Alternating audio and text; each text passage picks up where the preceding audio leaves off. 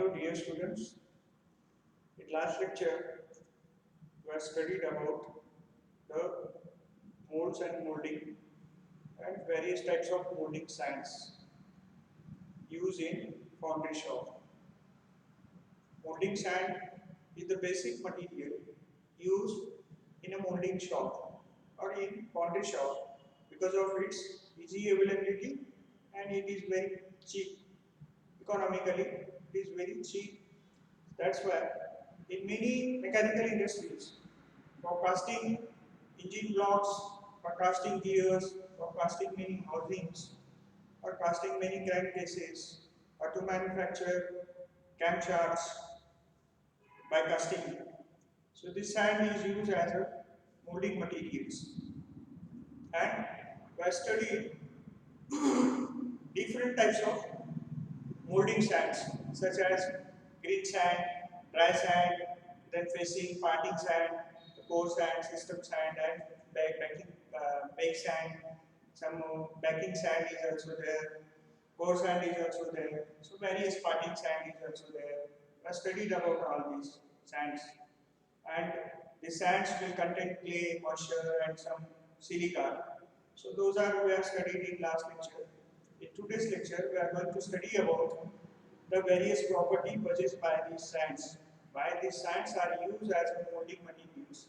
Because it possesses some properties. That's why it is used as a molding materials.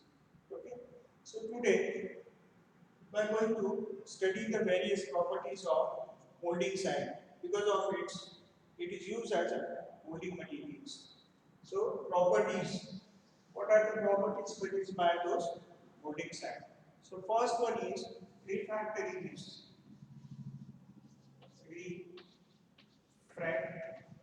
Refractoriness.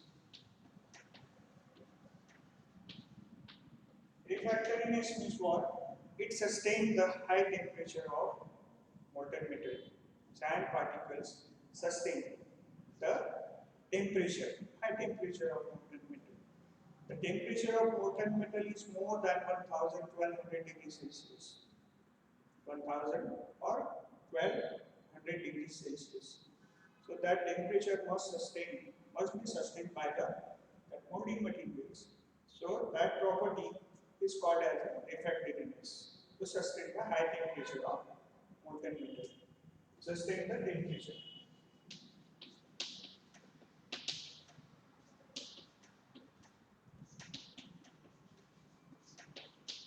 Sustain the high temperature of molten metal. When you pour the molten metal inside the molding cavity, around the mold cavity there is a sand particles.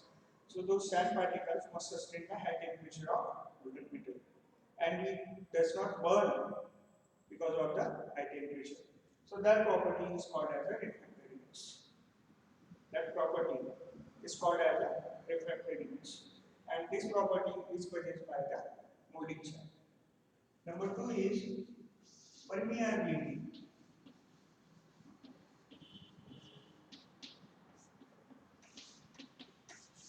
Or it is also called as porosity.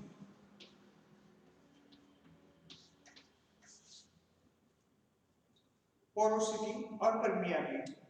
What do you mean by permeability or porosity? Porosity means porous in surface. So when you pour the molten metal again inside the mold cavity, because we are going to solidify it and obtain the casted product after solidification. So when you pour the molten metal, because of high temperature, because of high heat, steam generated, some gases are formed, and those gases must be escaped from the mold cavity. Otherwise, what will happen? If the gases are not escaped, such as hydrogen gases, nitrogen, carbon dioxide are also present in the molten metal. Means in steam is generated. When you are pouring the molten metal, around the cavity there is a sand that contains some moisture, some reaction will take place, and if those gases are not escaped through the molding side, so those gases are suppose entrapped inside the mold cavity or casting product. So that will form a bubbles, that will form a porous surface, and you cannot able to obtain the food casting product. So, in order to escape the gases, escape the steams, so it must possess that property. That property is called as the porosity or permeability. It must be able to escape the gases. So that is called as the permeability to escape the gases.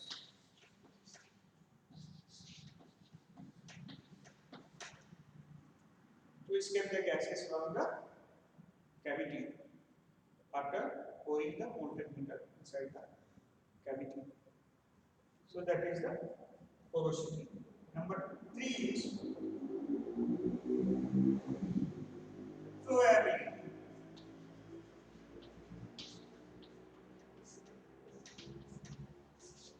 Flowability means what? This is scoop and drag. This is again this is pattern, and you are pouring the sand particles. And the scoop and drag box is there. Pattern is also there. Half of pattern in scoop, half of pattern in the drag.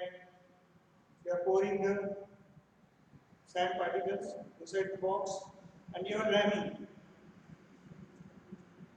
After this pressurizing, after ramming these sand particles inside the box, all the sand particles must occupy the intricate shapes of these patterns. It will fill all these portions. It will fill all the portions so that no portion will remain.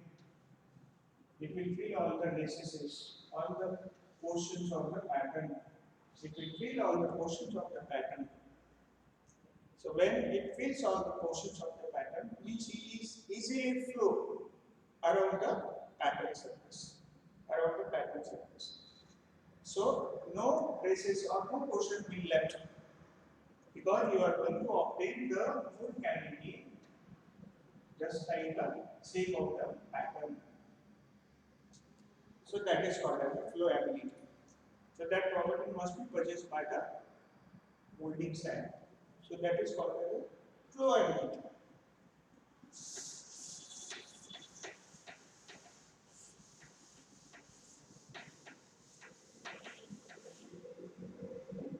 Number 4 is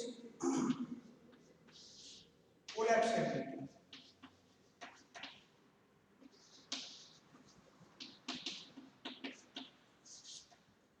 Collapsibility. Collapsibility means what? It must collapse after solidification. After solidification, how the casting is to be carried out? You are pouring the molten metal from the runner through the riser in rises. After solidification, you are removing this glass and you are removing this.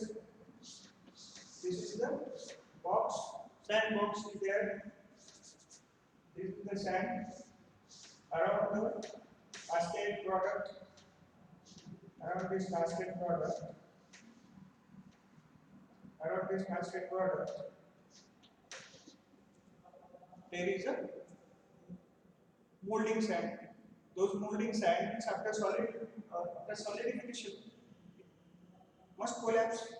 It must, you are able to remove all the sand particles. So that is the collapsibility. It must collapse after solidification of the casting. So that is called as a collapsibility. Then again, fifth number is adhesiveness.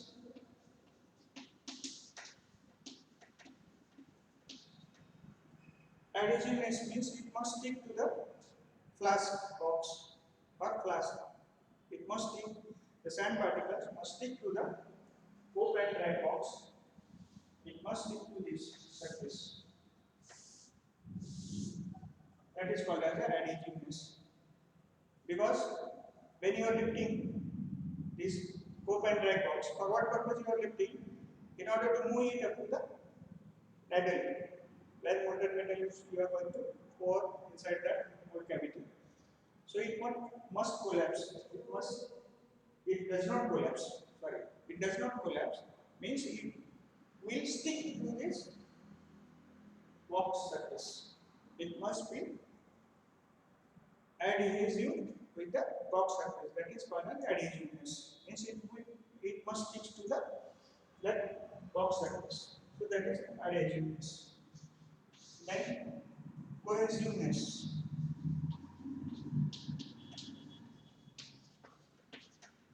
Cohesiveness means all the sand particles must stick together after ramming.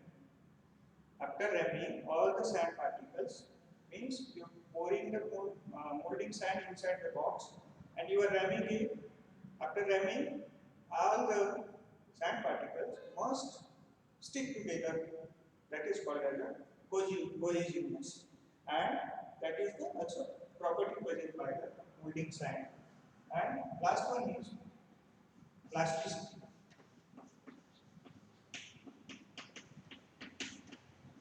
Last one is plasticity.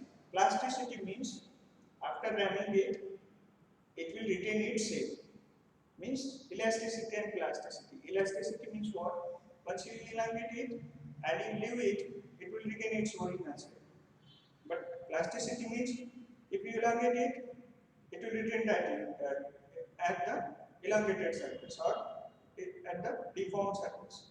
That is called as the plasticity. Isn't it? So plasticity, it must possess the plasticity. Means once you ram it, it retains its that particular shape. That is called as the plasticity. And the property is also possessed by the molding sand. So this is all about the properties of molding sand. So in this lecture we have studied about first property is refractoriness. That is, it must sustain the temperature of the molten metal, because molten metal possesses high temperature. So that molding sand does not burn with the molten metal, sustain that particular temperature. So that property is called as the refractoriness.